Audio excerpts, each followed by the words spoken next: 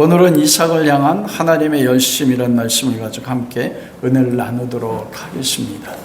여러분, 우리가 고사성어 가운데 저희가 배운 학교 다닐 때 부전자전, 모전, 여전 이런 말 들어보셨습니까?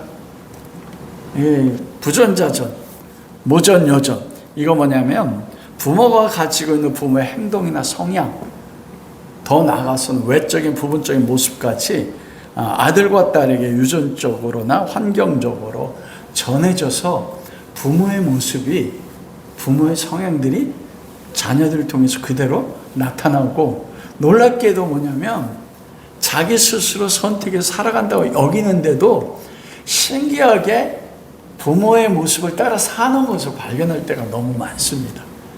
그것이 바로 부전자전, 모전, 여전이에요. 아버지와 아들은 성격, 습관, 가치관 등에서 유사성을 가지고 내려온다는 거예요.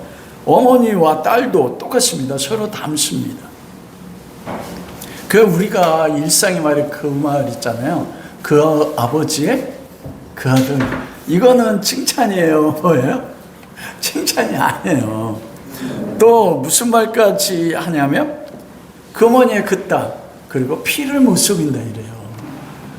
이런 거는 언제 하냐? 부부가 싸울 때 자식이 문제가 생기면 당신 피가 못 속인 이렇게 해가지고 피를 못 속인다고. 즉 수많은 인파 속에서도 여러분, 부모 특히 어머니는 자식의 뒷모습만 봐도 내 아들 같다, 내 딸 같다 알아봐요, 못 알아요? 알아봐요, 신기하게. 여러분, 이게 무엇을 말씀하냐면 아담이, 우리 모든 인류의 조상이 누굽니까? 아담 아닙니까?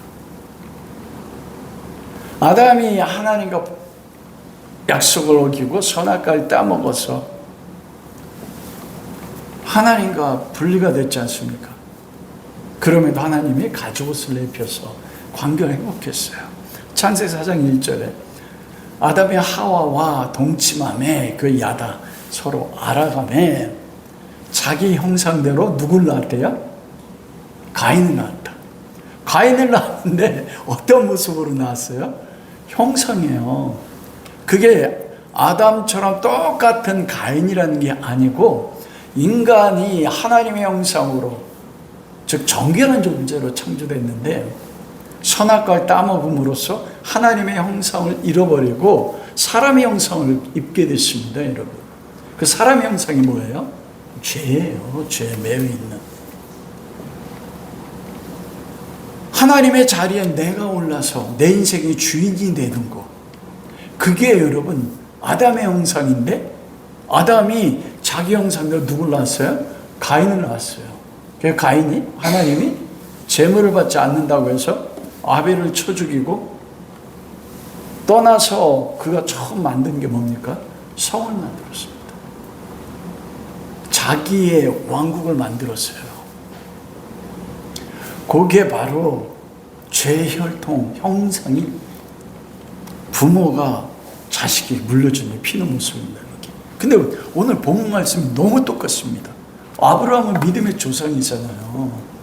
우리가 아브라함의 삶이 끝났을 때 하나님의 아브라함에게 말씀하시게 뭐예요?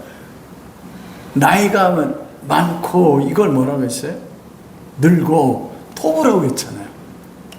하나님이 아브라함의 생애 결론을 딱 맺어주셨어요. 내가 너의 삶을 보니까, 너의 노년의 생을 보니까 내가 보기에 아름답다.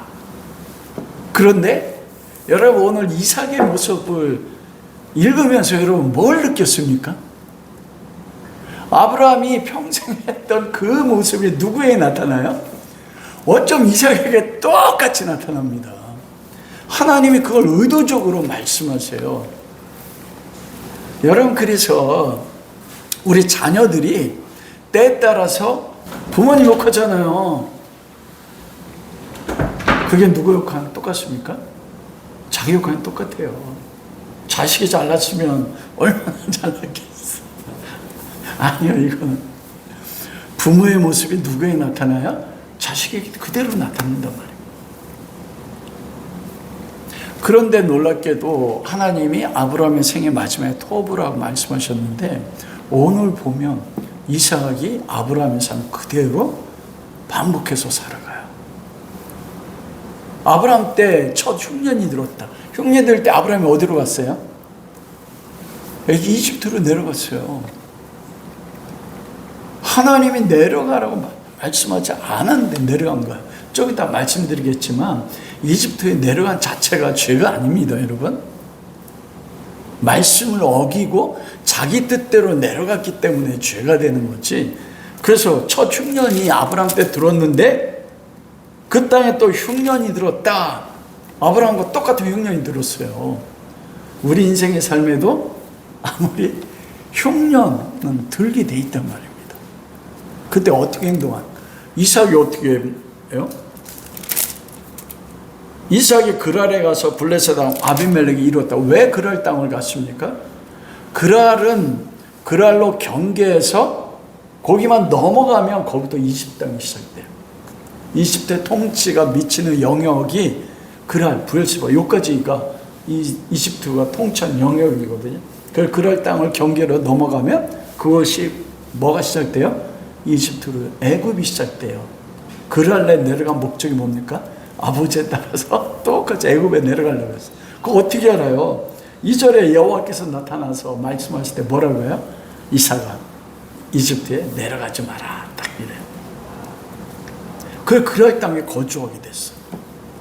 근데 무슨 문제가 생깁니까? 와, 아브람과 이삭은 복도 많어. 사라와 리브가가 어때요? 여자가요, 아내가 아리따우면 남자가 지어야 될 책임이 있다니까요. 들어가는 게 많아. 목숨을 잃게 생겼잖아요. 아브라함도 그렇고 이삭도 그러잖아요. 리브가가 아리따움으로 블레셋 사람들이 아내로 인하여 자기를 죽일까요? 여러분, 근데 이게 세상에 이런 일이 많습니다, 진짜. 그러자 이삭이 블레셋 사람에 뭐라고 이야기해요? 나의 누이라. 왜? 죽을까 두려워서. 아버지의 모습이 누구에게 나타나요? 아들에게 똑같이 나타나요. 근데 아브라함도 그랄 땅에서 똑같았잖아요.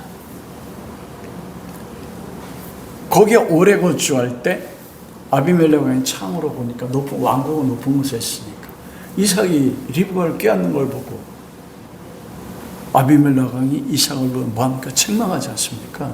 아브라함이 어떻게 됐어요? 아비멜렉 왕에게 책망을 듣잖아요.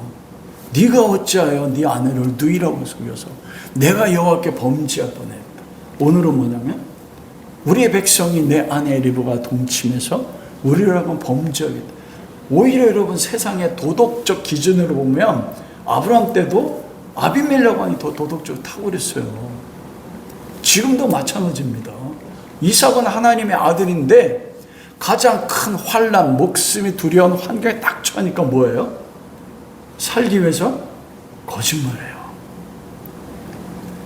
아브라함과 이삭의 모습이 너무나 여러분 똑같습니다. 여러분, 왜 하나님이 26절 시작하는데 1절 그러잖아요. 아브라함 때 첫 흉년이 들었는데 또 흉년이 들었다. 그러면서 아브라함과 이삭이 똑같은 죄에 대하여 반복하게 하시는가? 아니, 그리고 그걸 왜 기록하는가? 그 말씀이에요. 여러분, 왜 그럴까요? 인간은 하나님의 은혜가 아니면 이 아브라함과 이삭이 이 죄된 속성의 정체성이 똑같다는 겁니다.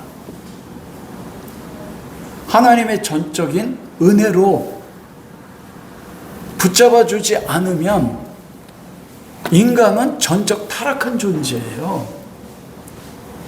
심지어는 이삭은 하나님에게 약속을 받은 사람이지 않습니까?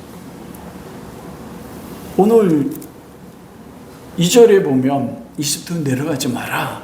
이 땅에 거주하라. 그럼 내가 아버지 아브라함 준 축복을 복을 주겠다.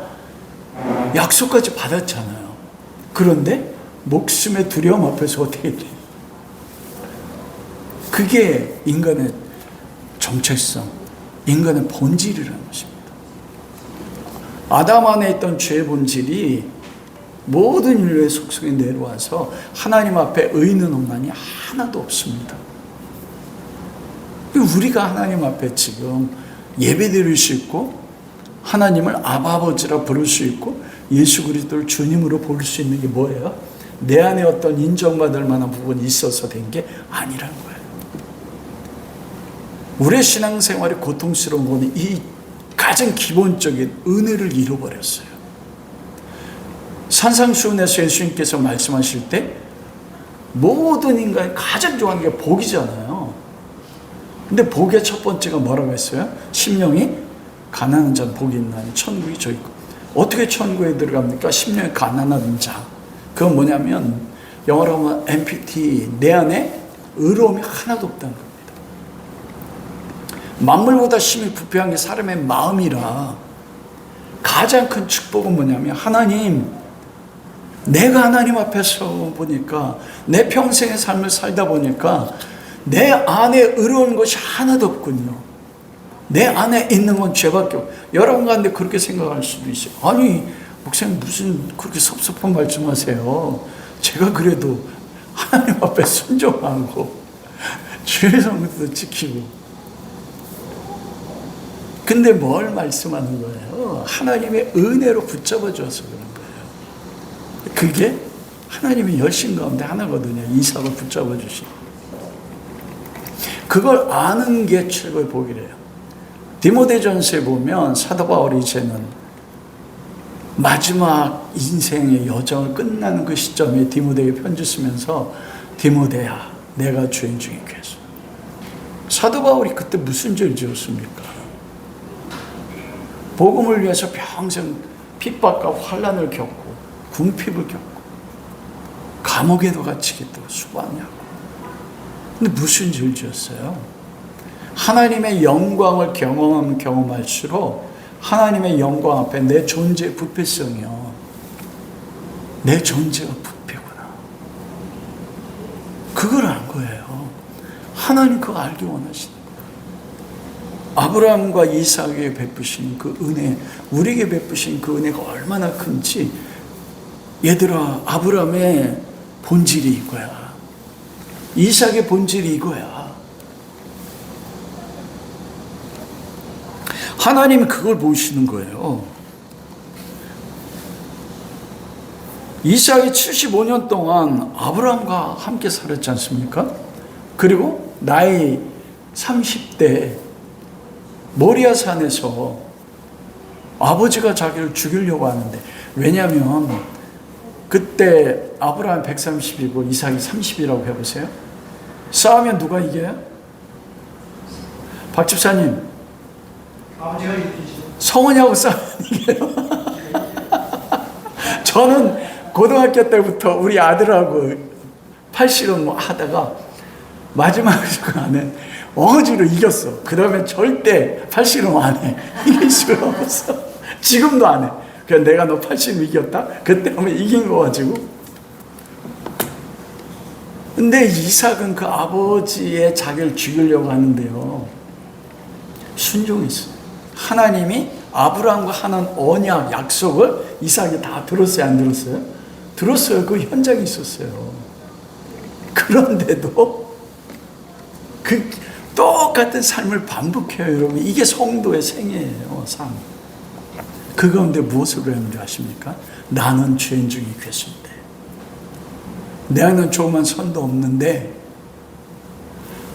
그런 나를 하나님이 아브라함을 믿음의 조상으로, 복이 아름다운 삶으로 만들어 나가시는 것처럼 이삭을 찾아오셔서 동일하게 무엇하는 것입니까? 찾아오셔가지고 그 이삭에게 아브라함처럼 동일한 복을 주고 그의 삶을 복된 삶으로 만드시는 하나님의 열심에 대해 말씀하는 거예요. 이 하나님의 열심, 다른 말로 하면 하나님의 신실하심, 창세전에 그리스도 안에서 우리를 예정하신 우리를 또한 부르시고, 부르시는 우리를 의롭다 하시고, 의롭다 하신 우리를 영화롭게 하셨다는 거. 여기에 인간이 하나도 더하는 게 없습니다, 여러분. 내가 뭔가 순종했어. 내가 순종할 수 있는 게 어디로부터 나와요? 신명기 8장 그러잖아요. 내가 재물 얻을 능력을 너에게 은사로 주어 재물 얻겠다. 다른 말로 하면 우리가 교회 안에서 무언가 충성하고 헌신했다면 그걸 내 본질 속에 있는 게 아니에요. 우리 본질은 아브라함, 이삭과 같다니까요. 그런데 하나님이 은혜와 은사로 순종할 수 있는 걸 주심으로 한 거예요. 그렇기 때문에 하나님 앞에 어떤 사람도 자랑할 것이 없습니다. 에베소 7장, 2장 8절에서도 10절까지 그러잖아요. 너희가 은혜로 인하여 믿음을 구원 얻었나니 이것이 너에서 난 것이 아니라 하나님의 선물의 모든 게 하나님. 우리 신앙의 평생의 삶에서 경험하고 체험해 갈 게 이게 하나님의 은혜의 열심을 경험하는 거예요. 그걸 경험할수록 우리가 하나님 앞에 나서는 자랑할 게 있어요, 없어요? 자랑할 게 없어. 찬양할 것밖에 없어. 하나님의 은혜에 대해서. 여러분, 그래 천국에 가면 믿음도 기도도 없어요. 소망도 그때는 완성되니까. 예를 들어 내가 대학을 가고 있는 소망을 딱 가져. 근데 대학에 가서 소망을 이뤘어. 그럼 다시 소망을 가져야 거죠? 안 가잖아. 그때 소망은 사라지는 거예요. 천국에 대한 소망은. 천국 가면 그래서 은혜에 대한 찬양밖에 없어요. 감사밖에. 그 경험에 가면 하나님 그걸 알게 원하시는 것입니다. 이삭이 그걸 가르치는 거예요. 네가 30살 때 아버지가 널 죽이려면 순종했니? 너의 본질 거룩한 것 같아? 아니야, 이게 너야. 하나님의 열심으로 죄인을 향한 하나님의 사랑이 얼마나 놀라운지, 그 우리 존재가 본질적으로 무엇인지를 나타내는 거예요. 여러분, 하나님의 열심이란 무엇일까요? 하나님의 열심이 가장 성경적으로 구체적으로 나타나는 것이 이사야서 9장입니다. 여러분 한번 찾아보세요. 7절, 6절, 7절. 이거 한번 읽어봐야 돼요. 이사야서 9장 6절에 7절. 하나님의 열심이 뭔지 이걸 아는 사람이 복이 있습니다.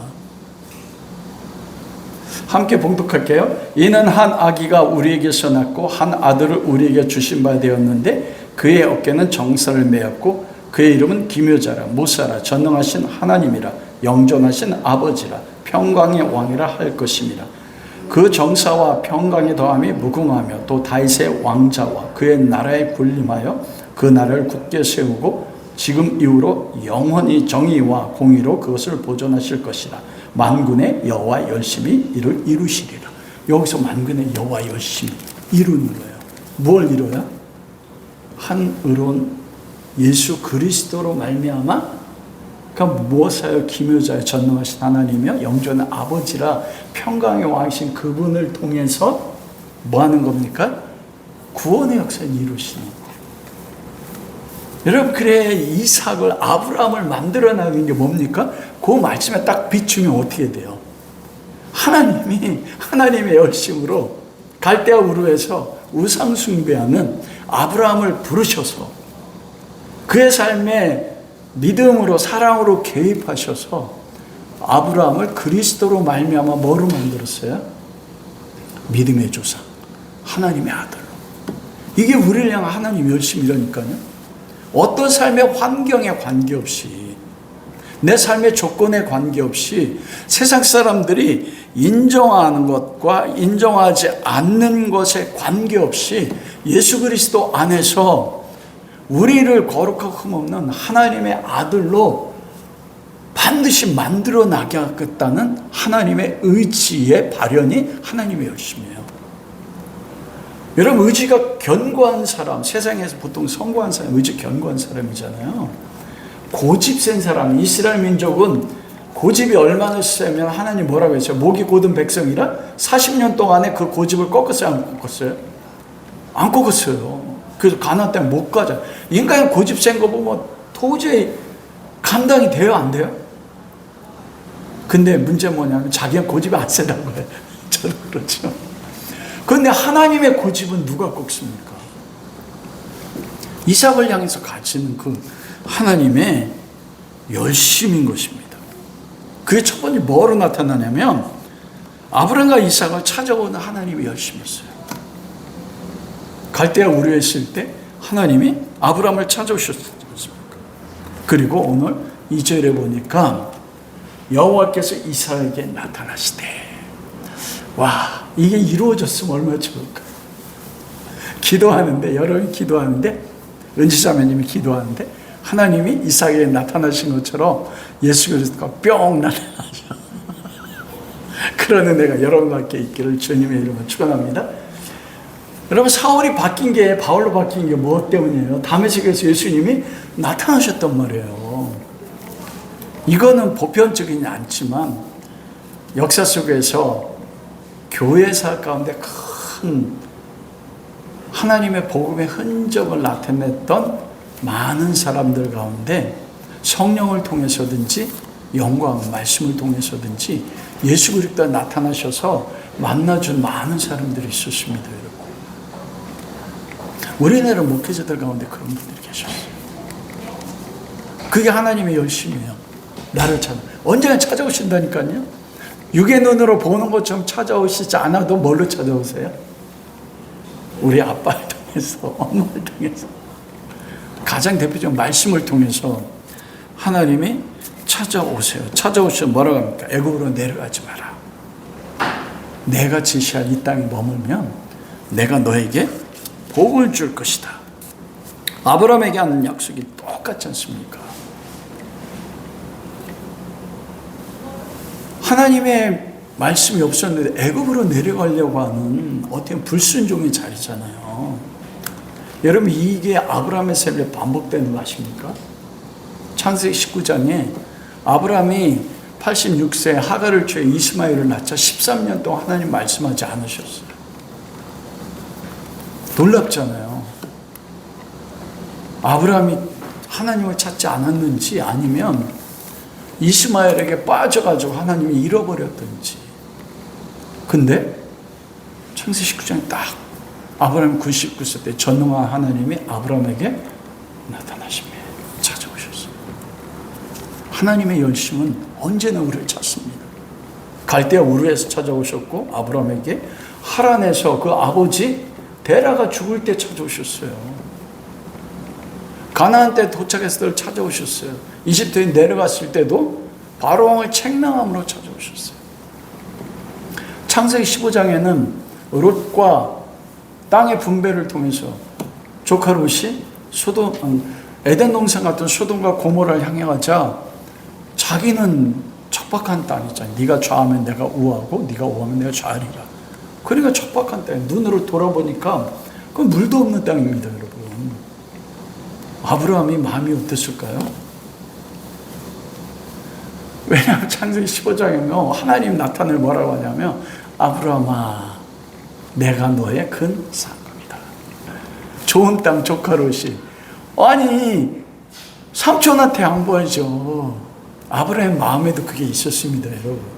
그 자체가 죄 아니에요. 그때 하나님이 나는 너의 큰 상급이다. 그리고 그 15장에 하나님과 아브라함 언약하지 않습니까? 이 하나님의 아브라함에서 반복적으로 소돔과 고모라에 멸망할 때를 찾아오세요. 끊임없이요. 찾아오셔서 아브라함으로 하나님 만드세요. 그게 하나님이 이삭을 향해서 우리에게 말씀하는 겁니다. 우리의 삶이 흉년의 삶에 대해서 내가 너무나 고통스러워서 하나님 말씀하지 않는 불순 이집트로 내려가려고 할 때 아브라함에게 이삭이 찾아오신 것처럼 하나님이 찾아오셔서 우리를 복의 여로 이끌어 가신다는 것입니다. 내가 너 복의 되게 할게. 아브라함의 삶에서 아브라함 복의 근원이 될 만한 인간적 조건이 있었습니까? 하나님 그거 가르치는 거예요. 내가 나의 열심으로, 나의 신실함으로 너희 아버지 아브라함으로 내가 토부 내가 볼 때 심히 보기에 좋은 나의 아들로 만들었다. 여러분, 아담 안에 있었던 죄가 선악과 먹지 말라. 그 죄의 근본은 뭐냐면 하나님 말씀에 불순종한 겁니다. 하나님 말씀을 듣고 순종하는가 불순종하는가. 오늘 2절에 보면 핵심이 그거잖아요. 애굽으로 내려가면 안 돼. 이 땅에 머물면 내가 복 줄 거야. 그러자 이삭이 어떻게 했어요? 그럴 때는 머물렀어요. 머물고 거짓말까지 했는데 그 다음 절에 보면 하나님 복을 외형적으로 준단 말입니다. 우리가 생각할 거는 그건 무조건적으로 이집트 땅, 이집트는 세상을 상징하잖아요. 풍요로운 세상. 세상 가는 것이 다 죄인가? 이원론적으로 생각하면 안 됩니다, 여러분. 아브라함은 왜 내려갈 때 안 막으셨어요? 이삭은 내려갈 때 막았는데. 각 사람에 따라 주권적으로 하나님이 행하시는 그 은혜의 역사가 각 개인마다 달라요. 아브라함이 이집트에 내려가서 바로왕을 통해서 무엇을 경험했습니까? 하나님이 온 세상의 왕인 걸 경험했어요. 여러분, 아브라함은 내려가도록 내버려뒀어요. 이삭은 내려가 막으셨어. 그럼 이집트 내려간 모든 게 죄인가? 여러분, 야곱이 나중에 130대일 때 하나님이 야곱에게 나타내면 뭐라고 합니까? 야곱아, 이집트 내려가는 걸 두려워하지 마라. 내가 너와 함께해서 이집트에 간다. 와, 놀랍잖아요. 이 이집트 내려가라 하나님 말씀하셨어요. 내가 너를 거기서 큰 민족을 이루어 다시. 핵심이 뭔지 아십니까? 세상으로 가는 거 이게 아니에요. 애굽으로. 하나님이 가라 하면 뭐예요? 가고, 멈추라 하면 멈추는 거예요. 핵심은 하나님이 말씀하시는 거에 순종하느냐 순종하지 않는 거예요. 창세기 22장에 아브라함이 나타나셔서, 여러분 오늘 본문 말씀에 보면 5절에 이는 아브라함이 내 말 순종한 내 명령과 내 계명과 내 윤리와 내 법도를 지켰다. 여러분, 아브라함의 삶에 하나님의 명령 계명을 지킨 적이 얼마나 됩니까? 근데 지켰어요. 하나님은 보십시오. 우리가 죄를 져서 넘어졌어요. 회개했습니다. 하나님이 우리의 범죄한 죄를 기억해요? 기억하지 않아요? 기억하지 않습니다, 여러분. 동과 서가 먼 것처럼 너희 죄를 내게서 멀리하고 나는 회개한 너희 죄를 기억하지 않는다 말씀합니다. 그래 우리가 하나님 앞에 갔을 때 각 사람 이름 위에 내가 살았던 삶의 모든 기록이 다 기록되어 있는데 거기에 뭐만 기록되어 있을까요? 우린 두려워하는 게 내가 하나님 앞에 죄진 것도 기록되어 있어서 이 대차대조표처럼 계산하겠네? 아닙니다, 여러분. 나의 죄는 기록하지 않아요. 그 죄는 하나님 기억하지 않는다니까요. 그 아브라함의 삶에서 내 계명만 순종했다. 그래서 마지막 노년의 삶을 하나님 뭐라 말씀하는 거예요? 토부 그들아 취해서 6명의 후초를 취해 6명의 자증을 떠나보낼 때조차도 하나님이 보시기에 좋았다는 거. 그 과정 가운데 아브라함이 뭐 한 겁니까?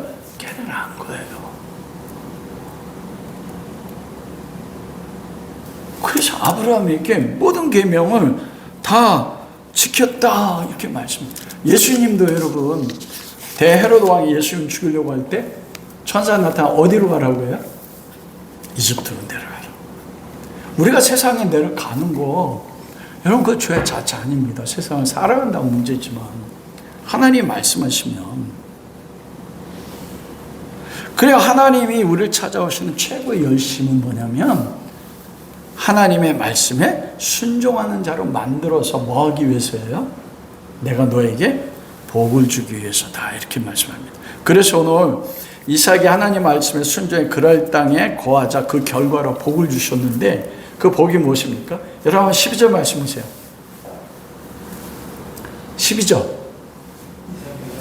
12절에서 우리 한번 14절 이 말씀이 14절 상반절까지 여러분에게 이루어지기를 소원합니다. 함께 읽어볼게요. 이삭이 그 땅에서 농사에 그의 100배나 얻었고 여호와께서 복을 주심으로 그 사람이 창대하고 왕성하여 마침내 거부가 되어 양과 소가 때를 이루고 종이 심히 많음으로. 와, 다 그래서 우리 이삭의 복 받잖아요. 여러분 이런 복 여러분과 함께 할 수 있기를 주님의 이름으로 축원합니다. 그런데 이게 진짜 복인가예요. 여러분 오늘날 교회에서 모든 사람이 복 받는 대표가 이거 아닙니까? 하나님 이삭에 준 복이 이게 진짜 하나님이 주고자 하셨던 복일까요? 그러면 우리가 고지에 올라가면 영향력을 미치자잖아요. 그리스도를 섬겨서 하나님 복을 주어서 거부가 되면 사람들이 야 너희 하나님 너에게 복을 주었네? 어떻게 우리도 복 받을 수 있어? 그렇게 반응해야 되지 않습니까? 하나님 말씀의 결론은 그 복 아니에요, 여러분. 그리스도나 하나님의 모든 충만한 복의 충만함입니다. 하나님의 열심이 이사야서 9장 6절에 7절에 보면 열심이 어디로 이끌어간대요? 예수 그리스도 이끌어간다고 했잖아요. 그리스도 안에서 얻어지는 복. 그런데 그 시대에는 아직 그리스도가 완전히 계시되지 않았어요. 약속만 받았지 그것을 보거나 성취하지 않았습니다. 그래서 하나님과 함께해서 그리스도를 아는 복으로 인도해 나갈 때 그거를 어떻게 충만한 복을 표현할 수 있는 게 이 시대는 뭐밖에 없었어요? 재물입니다. 그리고 가축과 종의 많음으로 100배라고 말하잖아요. 여러분 이 100배는 씨 뿌리는 자에 비유해서 좋은 옥토밭에 씨를 뿌리면 몇 배가 돼요? 30배, 60배, 100배. 이게 100배를 거뒀다는 그 숫자적 개념이 아니에요. 유대인들에게는 성경에는 숫자에는 그 영적인 상징하는 비밀들이 있습니다. 유대인들의 100이라는 건 뭐냐면 어떤 것의 최고의 충만함, 최고로 풍성함을 받았을 때 표현하는 게 100이에요. 즉 하나님 말씀에 순종했을 때 받아지는 최고의 축복의 풍성함을 표현한 게 100이란 말입니다. 그러면 하나님이 우리에게 줄 수 있는 최고의 복의 풍성함은 누구예요? 그리스도예요. 그리스도의 영광을 이 시대는 하나님이 이삭이나 아브라함에게 이해할 수 있도록 설명해 줄 수 있는 게 이 100이라는 숫자입니다. 여러분 그것을 어떻게 하냐면 29절 우리가 본문에 29절 읽지 않았지만 29절 보십시오. 28절부터 29절 함께 같이 읽어보겠습니다. 시작. 그들이 이르되 여호와께서 너와 함께 계심을 우리가 분명히 보았으므로 우리 사이에 곧 우리와 너 사이에 맹세하여 너와 계약을 맺으리라. 29절 너는 우리를 해하지 말라. 이는 우리가 너를 범하지 아니하고 선한 일만 내게 행하여 내게 평안이 가게 하였습니다. 이제 너는 여호와께 복받은 자라. 여러분 이삭이 거부가 되고 창대케 되고 100배나 결실을 얻으면 우리 그렇게 가르치잖아요. 사람들이 보고 와 여호와께 복받은 자네.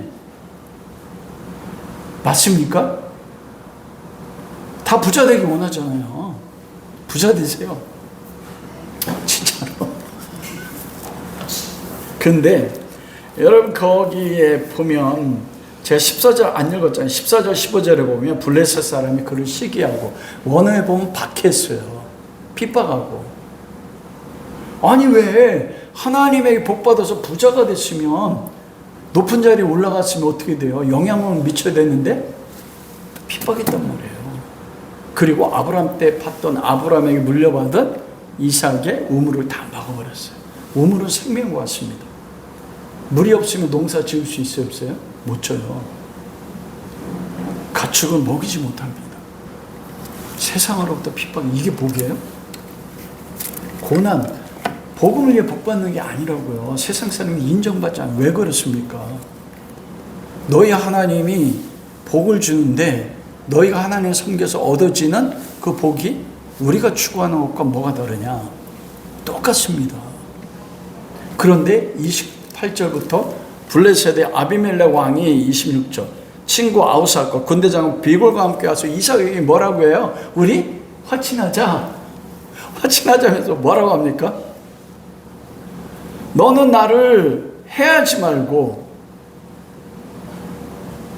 뭐라고 해요? 해하지 말라. 누가 강합니까? 왕이 강하잖아요. 블레셋 아비멜렉 왕 아우삭과 비골이 이삭을 통해서 분명히 두 가지를 봤대요. 여러분 이게 복이에요. 뭘 봤어요? 여호와께서 너와 함께 하심을 우리가 보고 알았다. 이게 복이에요. 하나님과 함께 하심이. 하나님이 함께 하는 걸 보고 아비멜렉은 두려웠어요. 그러면서 뭐라고 합니까? 너는 여호와께 복받은 자라.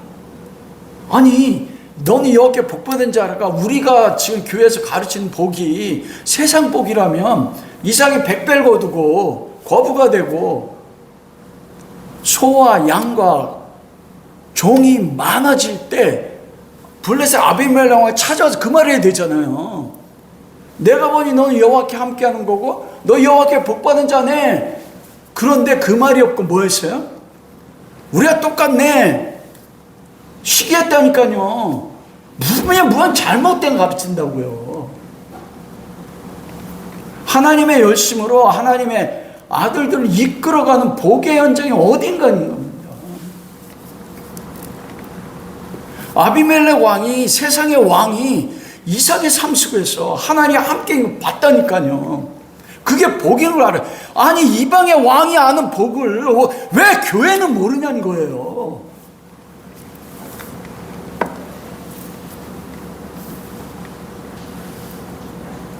백배나 거둔 거 이거 받으셔요. 하나님 주신 거니까 은사로. 그냥 그게 복이 아니라고 하나님 말씀하는 것입니다.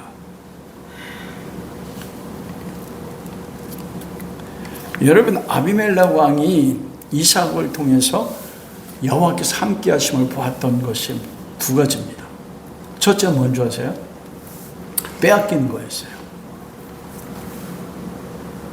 그 19절부터 이삭의 종들의 골짜기 파 샘큰을 얻었더니 그랄 목자들이 첫 번째 우물을 뺏었어요. 다퉈서. 에세기 다툼이라 되죠. 21절에 또 우물을 팠는데 뺏었어. 신나. 이게 대적하다는 뜻이에요. 22절에 세 번째 우물 르호봇. 이게 넓다. 이제는 블레셋 사람과 내가 같이 살 수 있다고 여겼는데 이것도 뺏겼어요. 어떻게 하는 줄 아십니까? 그 23절에 이삭이 거기로 부엘세바 올라갔어요. 우물의 모든 걸 뺏겼어요. 여러분 이 시대 우물은 생명과 같습니다. 그리고 이 고대법에 따르면 우물은 왕도 파고 싶어서 팔 수 있는 게 우물이 아니에요.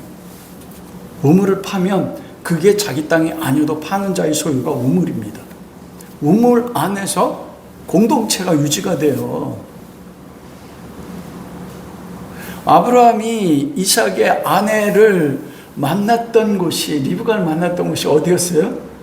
우물이었잖아요. 야곱이 라반 외삼촌의 집에 돌아가서 라헬을 만난 곳이 어디예요? 우물이었어요. 온 동네 사람들이 양과 가축을 먹이러 다 우물에 온단 말이에요. 이 우물이 없으면 어떻게 돼요? 공동체 무너지는 겁니다. 그냥 우물이 아니에요. 여러분 요한복음 4장에 보면 수가성 여인이 예수님 만난 곳이 수가성 우물가잖아요. 그때 수가성 여인이 뭐라고 고백해요? 이 우물은 누구의 우물이래요? 우리 조상 야곱이 팠던 우물이니 야곱의 것입니다. 2000년이 지났는데도 야곱이 우물을 파서 그 얻은 우물이 뭐로 지칭돼요? 야곱의 우물이에요. 야곱이 우리에게 준 겁니다. 그게 2000년이 지났는데도 수가성이란 한 동네에 생명의 물을 공급함으로써 생존을 가져다 주는 거예요. 우물은 그냥 우물이 아닙니다, 여러분. 그런데 이삭이 빼앗게 하자 어떻게 해요? 빼앗아요. 여러분 이삭이 약한 사람입니까? 아브라함에게 318명 그게 다 아브라함에 속한 종은 아니잖아요. 능히 대적할 수 있는 권리도 있었어요. 주변에 많은 부족들에게 내가 판 땅이야 하면 법적으로. 근데 이삭이 대적하지 않은 것입니다. 여러분, 이삭의 정체성이 뭐예요? 아버지와 싸워 내가 힘으로 아버지 이길 수 있어. 그런데 아버지가 칼로 잡을 때, 결박할 때 어떻게 했어요? 순종했어요. 이게 그리스도예요. 자기 희생. 자기가 손해보는 사람이었습니다. 블레셋의 아비멜렉 왕이요 본 거예요. 저는 능력을 받잖아요. 나는 왕이어도 우물 하나 파는 게 평생 동안 하나 파기도 힘들어요, 여러분. 왜냐하면 그 가나안 땅 자체가 그러니까. 근데 이놈의 이삭은 뭐예요?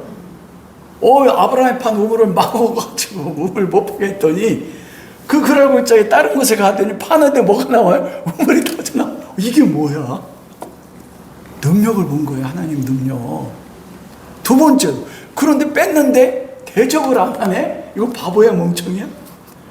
여러분, 그게 뺏기는 게 한 번이죠. 세 번은 뭐냐? 예수님도 3번 기도하셨잖아요. 완전수예요. 하나님의 수. 두 번째 뺏기는데도 팔 때마다 우물 터져 나오는데 뺏겨. 두려워. 그런데도 세 번째 그로부터 자기의 근황. 그걸 보고서 이삭의 모습에 여호와 하나님 봤습니다. 오늘날 교회가 왜 세상에서 비난받는 줄 아십니까? 내 것을 내 것이라 해서. 하나님이 우리의 복 준 거니까, 100배나 거뒀으니까. 그게 목표가 돼요. 하나님의 열심히 이삭을 이끌어가는 곳이 바로 이삭입니다. 우물은 생명과 같잖아요. 대적하지 않았습니다. 우물을 빼앗기는데. 여러분, 이 모습이 누구의 모습 속에 있습니까? 하나님의 아들 예수 그리스도. 이사야서 그러잖아요. 그는 도수장에 끌려간 어린 양 같대 한마디 말씀하지 않았습니다. 침묵하셨어요. 우물은 생명과 같다고 했잖아요. 예수님이 십자가에 끌려가시면서 한마디 하지 않으셨어요. 이삭이 뭘 산 겁니까? 이삭은 예수 그리스도의 상징이셨습니다.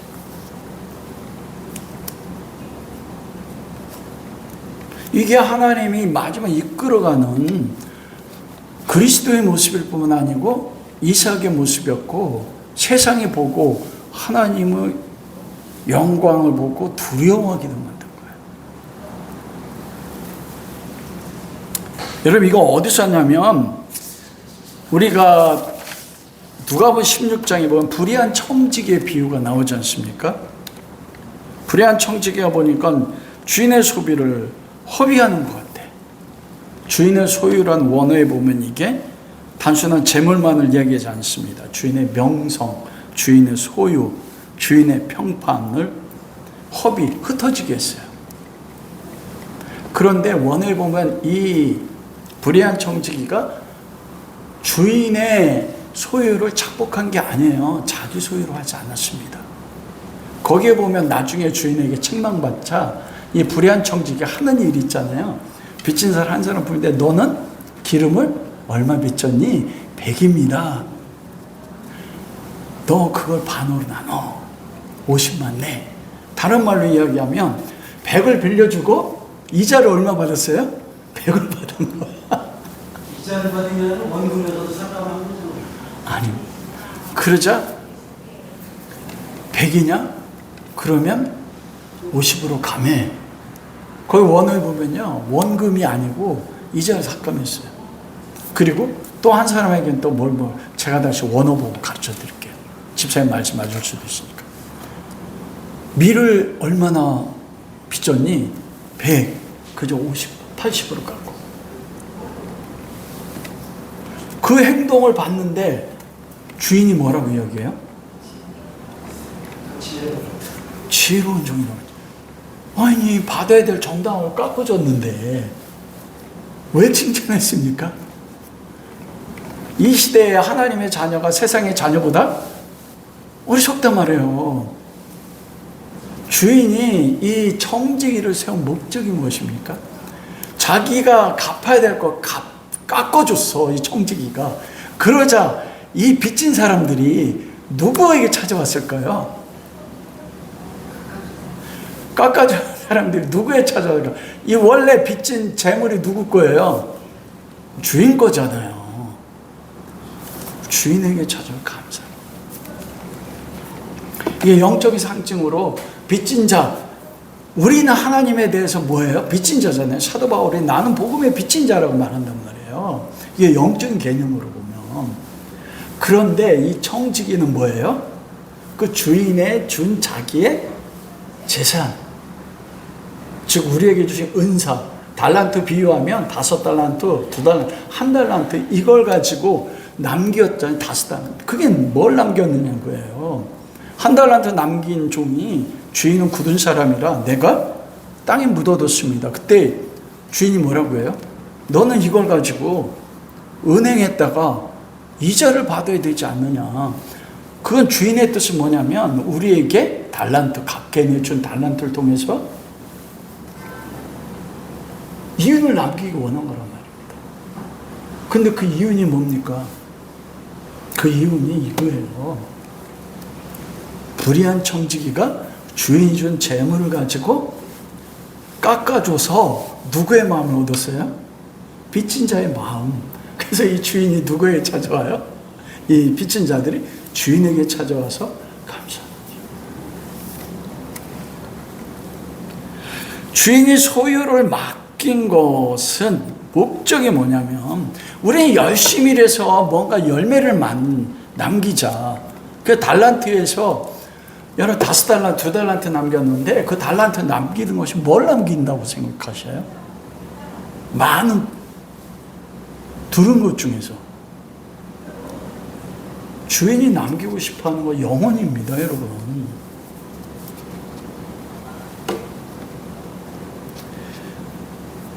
누가복음 16장 8절 주인이 불의한 청지기가 이를 지혜롭겠다 칭찬했어요. 이 칭찬 근데 결론이 누가복음 16장 9절에 보면 불의한 재물로 세상 친구를 사겨라 이렇게 말해요. 불의한 재물로 세상 친구를 사겨라. 왜? 뭐 냄새나요?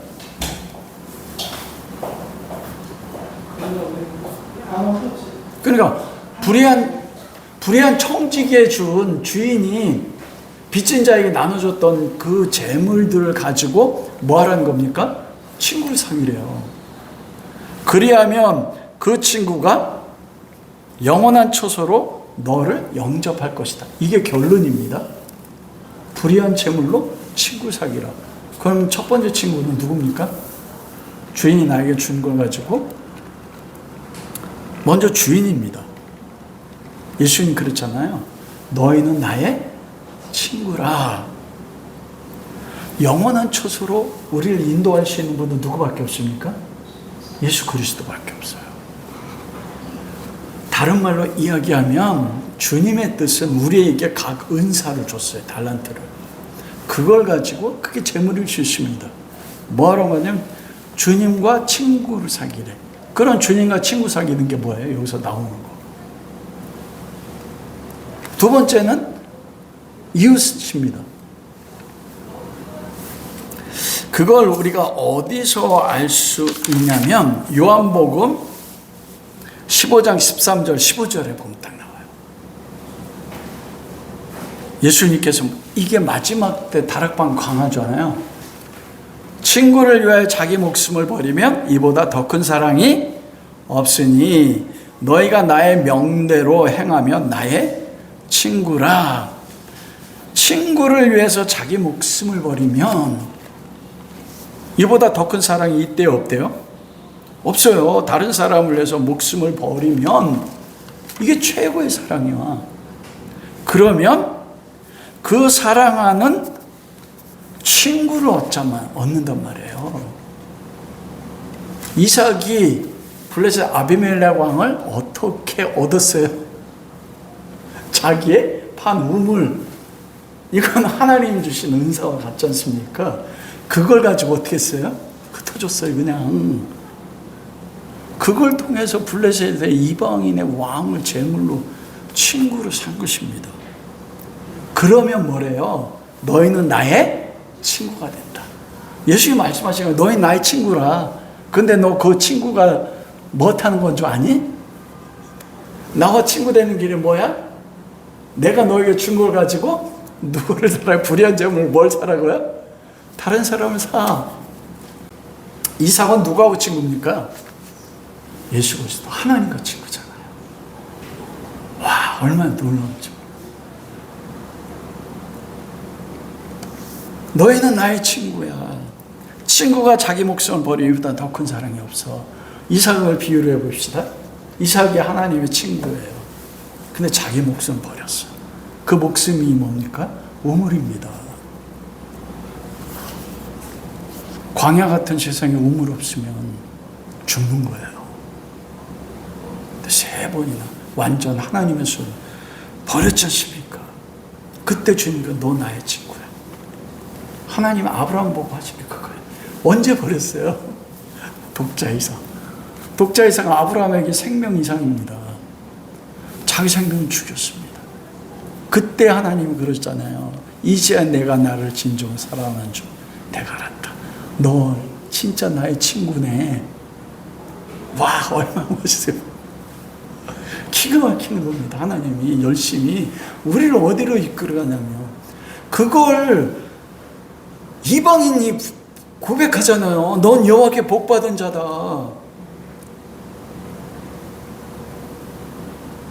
하나님의 열심이 우리를 이끌어가는 자예요. 블레셋 아비말을 거 봤어요. 세상이 왜 오늘 교회들을 멸시합니까? 성도들은? 이게 없습니다. 모든 목적이 이삭처럼 100배나 거두는 거. 여러분 그 100배나 열매를 얻고 거부가 되고 창득해 됐을 때 양과 소와 노비가 많아졌을 때 세상은 여호와가 너와 함께한다고 말하지 않았어요. 착각하는 겁니다. 여호와께 넌 복받은 자로 말하지 않았습니다. 블레셋 아비멜렉 왕이 또 놀란 게 두 번째 뭔지 아십니까? 다 빼앗겼어. 하나님이 지켜주지 않았잖아요. 어떤 면으로 보면. 그런데 우물을 팔 때마다 우물이 나는 걸 이삭이 경험함을 통해서 뭘 봤어요? 하나님이 진짜 나와 함께하네. 부엘세바 올라가서 뭐 했어요? 단을 쌓고 제사드리고 여호와 이름을 불렀습니다. 우리는 그러잖아요. 100배나 거두면 세상이 하나님 함께 계심을 보고 너희 경배할 거라. 아니요. 다 빼앗겼는데 빼앗긴 가운데 하나님 나에게 아무것도 해주지 않았는데 아버지 아브라함처럼 그 브엘세바에 아버지 아브라함이 살았잖아요. 그곳에서 뭐합니까? 단을 쌓고 여호와 이름을 불렀습니다. 그걸 보고 놀란 걸 블레셋 아비멜렉 왕이 저는 어찌된 자냐. 자기의 신이 우물을 파괴했는데 내가 빼앗았는데 그걸 지켜주지 못한 신이지 않습니까? 그런데 그리 아니하셔도 여호와 하나님 자기 하나님 경배하네. 세상이 감당할 수 없는 그 모습 보고 두려운 것입니다. 하나님 함께 하시는 것입니다. 이게 그리스도인이고 하나님이 이끄시는 마지막 열심이에요. 그 결과가 말씀을 마치도록 하겠습니다. 브엘세바에 올라갔잖아요. 브엘세바가 무슨 뜻입니까? 맹세 의무래요. 맹세 언약했다는 것입니다. 세상에 강한 자가 와서 우리를 해하지 말자. 여호와가 너와 함께하는 걸 받고 넌 여호와께 복받은 자야. 우리가 맹세하자. 맹세라는 것은 브엘세바. 맹세는 언약입니다. 이 맹세가 어디서 나타나는 고대 근동의 언약하는 방식이에요. 창세기 15장에 보면 하나님이 아브라함과 언약할 때 아브라함이 뭘 말을 했어요? 재물 반을 갈라. 그때 하나님이 횃불로 나타나요. 하나님만 왕복했어요. 근데 그 부엘세바에서 아비멜렉 왕과 아우삭과 비골과 이삭이 언약할 때 맹세로 언약한 것은 바로 짐승을 반으로 갈라놓고 언약하는 겁니다. 그리고 언약의 당사자가 왕복을 해요. 거기서 내용이 뭐냐? 우리 헤어지지 마라. 서로 화평하자. 그리고 이때 고백하는 게 뭔지 아세요? 너의 원수는 나의 원수가 되고 너의 친구는 나의 친구가 될 것이다. 이걸 맹세하는 겁니다. 여러분, 블레셋은 이 이후로도 다윗의 시대까지 끊임없이 누구예요? 이스라엘의 원수가 블레셋입니다. 이 블레셋의 왕은 그 밑에 백성이었지만 블레셋 왕이 허락해야만 우물을 빼앗을 거 아닙니까? 이삭의 재물 우물을 빼앗은 자예요. 대적자예요. 우물 있는 땅에서 쫓아낸 자예요. 원수지 않습니까? 그런데 그 원수였던 이삭과 원수였던 블레셋 아비멜렉 아우삭과 군대장관 비골이 지금 뭐가 됐어요? 화친해서 친구가 됐다니까요. 이게 하나님이 우리를 이끄는 열심히 이거 복음의 능력이에요. 그리스도인들이 나아가야 될 자리. 이삭이 아비멜렉과 친구야. 이삭은 하나님과 친구입니다. 그걸 어떻게 합니까? 24절에 그 밤에 여호와께서 나타나사 다시 언약을 확증하잖아요. 두려워하지 말라. 너 내 친구야. 하나님이 그걸 인정하신 겁니다. 그런데 그 빼앗기는 삶, 하나님 나에게 내가 내 권리로 판 우물조차도 지켜주지 않는 것 같은 상황 속에서 하나님의 단을 쌓고 그 이름을 불렀을 때 온 세상이 뭐합니까? 교회를 바라보고 여호와가 너희와 함께 계신 거 우리가 보고 알았다. 너희들은 하나님께 복받은 자네. 이게 이사야서 9장 6절에 7절에 한 아기가 태어나서 정사하고 건세하고 기묘자 전능한 하나님이라. 예수 그리스도께서 십자가에서 우물과 같은 그 생명, 그 모든 걸 버리심으로 인해서 이방인인 우리를 얻으셨습니다. 지금 이삭이 누구의 삶을 살고 있어요? 예수 그리스도의 모형으로 30살 때 자기 짐을 지고 자기를 태울 십자가 지고 모리아서 올라간 것처럼 지금 작은 그리스도 삶을 사는 거예요. 내 생명을 나눠줘. 여러분은 믿음의 삶을 살면서 나에게 우물과 같은 생명 되는 것을 믿지 않는 저 세상을 향해서 핍박받을 때, 빼앗을 때 그 사랑으로 주는 게 있습니다.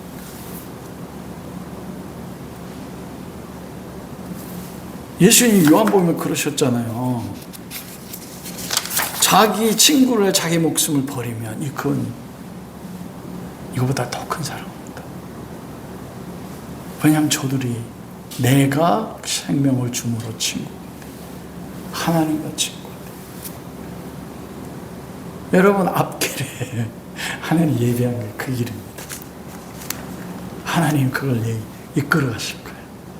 그래서 여러분 삶의 마지막 어떤 한순간에 주변에 믿지 않는 사람들이 여러분을 찾아와서 내가 너의 삶을 보니 너는 여호와께 복받은 자야. 여호와가 너와 함께 계시면 내게 복하였다. 그때 하나님 영광 받으세요. 하나님이 여러분을 그렇게 만드실 것입니다. 기대하십시오. 그런 은혜가 우리 모두에게 함께 할 수 있기를 주님의 이름으로 축원합니다. 하나님의 열심 사랑하는 내 딸아, 너의 자금도 내게 귀하다.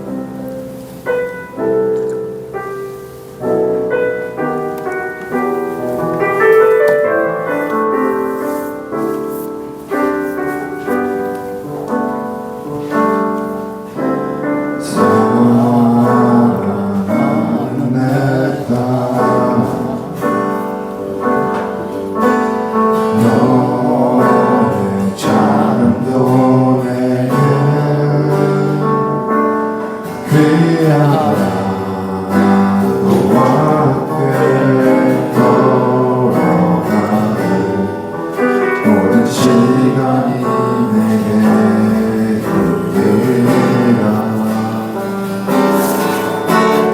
사랑하는 나를 내 연약함도 내게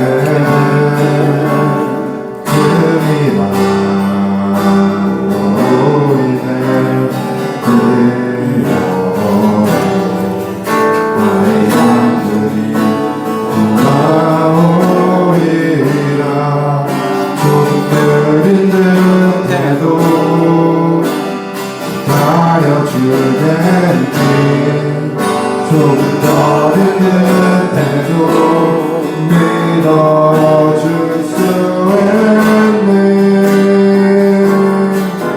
내가 가는 길은 절대 헛되지 않으니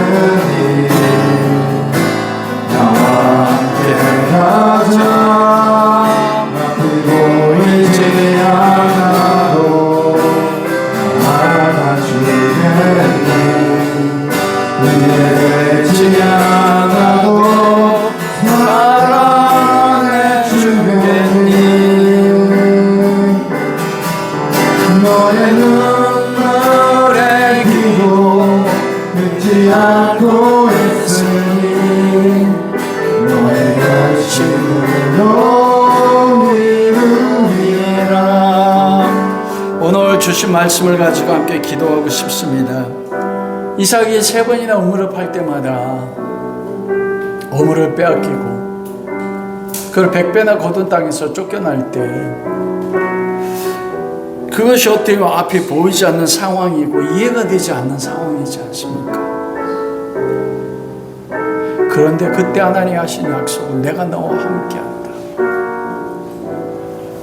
그럼에도 하나님이 함께 하심을 통해서 자기의 생명을 다 빼앗기기까지 할 때 나의 양들이 이방의 블레셋 왕과 군대장과 비굴이 하나님께 돌아오는 그게 하나님의 우리를 향한 열심입니다, 여러분. 혹시 여러분의 삶이 지금 앞이 보이지 않고 이해되지 않는 삶의 상황입니까? 하나님 이삭을 거기까지 이끌어 가셨어요. 왜요? 이삭이 자기 생명 가장 귀중한 걸 오히려 그들을 위해서 사랑으로 주고 그들이 돌아오는 하나님과 친구되는 그 삶을 목적으로 위해서 하나님 나와 함께 해주십시오. 그게 나의 복인 것을 믿습니다. 하나님 내 삶이 이해할 수 없고 내가 가진 생명보다 귀한 것들을 빼앗긴다 할지라도 그것을 부득이함이 아니라 그리스도의 사랑으로 하나님 빼앗기는 자리에 나아갈 수 있게 해주십시오. 내가 죽어서 내 생명을 빼앗겨서 블레셋의 세상에 강한 왕같은 존재들이 군대 장관들이 나를 통해서 내가 너와 함께하는 하나님을 보았고 너는 이와 함께 복받은 자라 이런 역사가 우리 삶에 일어나게 해달라고 오늘 주신 말씀 가지고 함께 기도하도록 하겠습니다.